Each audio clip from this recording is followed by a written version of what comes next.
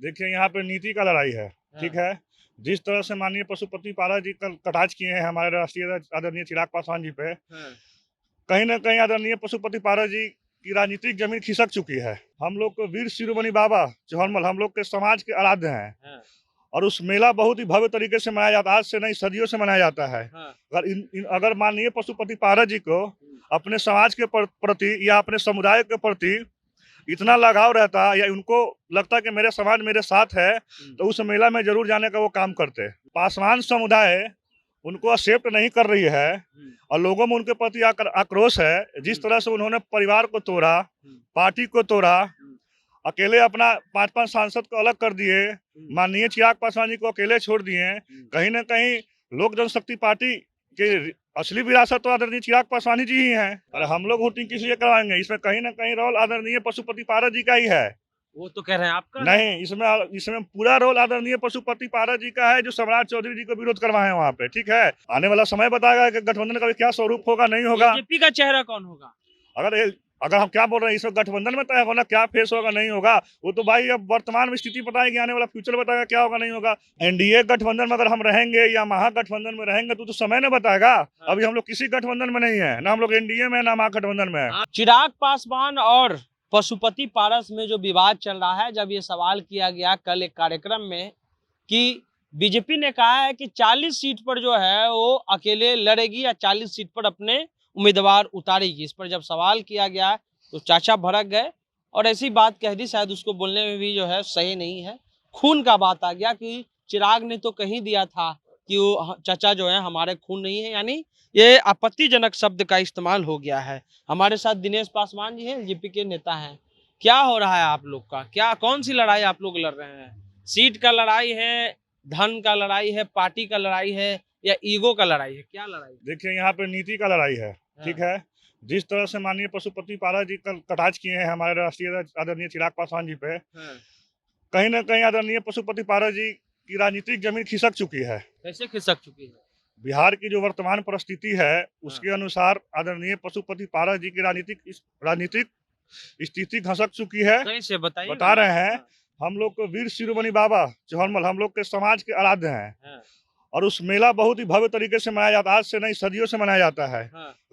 अगर माननीय पशुपति पारस जी को अपने समाज के प्रति या अपने समुदाय के प्रति इतना लगाव रहता या उनको लगता कि मेरे समाज मेरे साथ है, तो उस मेला में जरूर जाने का वो काम करते।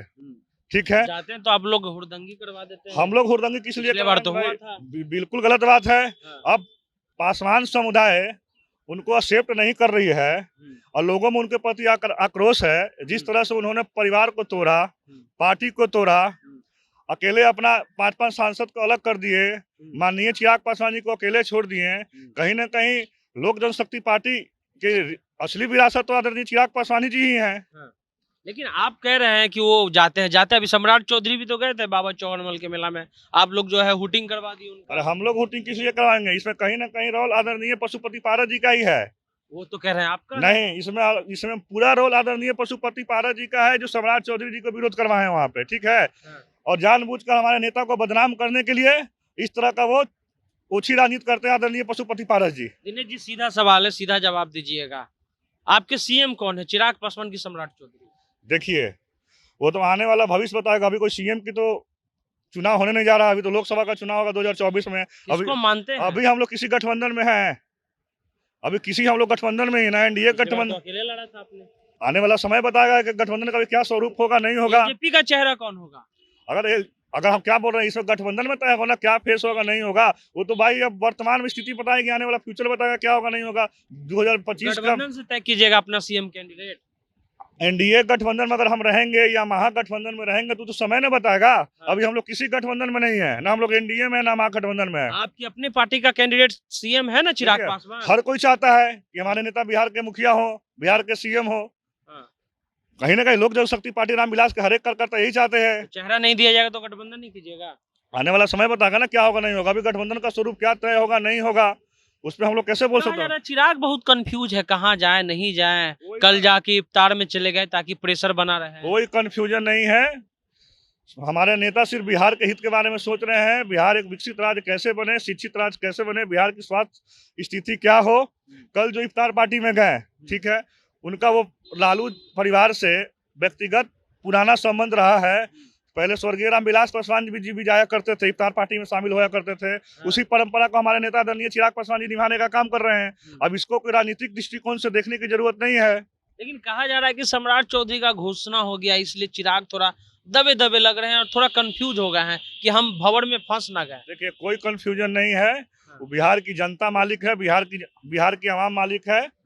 जनता जो चाहेगी वही बिहार के गद्दी पर बैठेगा और वही सर्वमान नेता होगा बिहार के। आपके नेता सर्वमान है ना? वो तो जनता फैसला करेगी ना आने वाला भविष्य में। आपको तो माननीय चिराग पासवान जी का जन सैलाब देखने को मिल रहा होगा।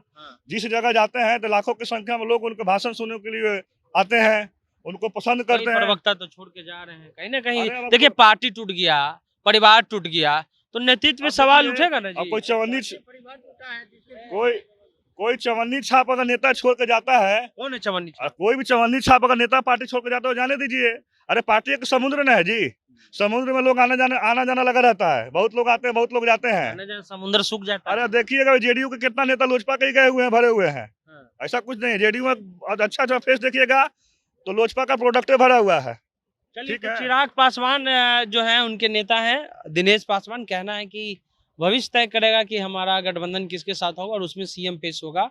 लेकिन उनका कहना है कि चिराग पासवान की पार्टी समुद्र है, अगर एक दो नेता चले जाएंगे तो कोई असर नहीं होगा। आप जनता जंक्शन देख रहे हैं।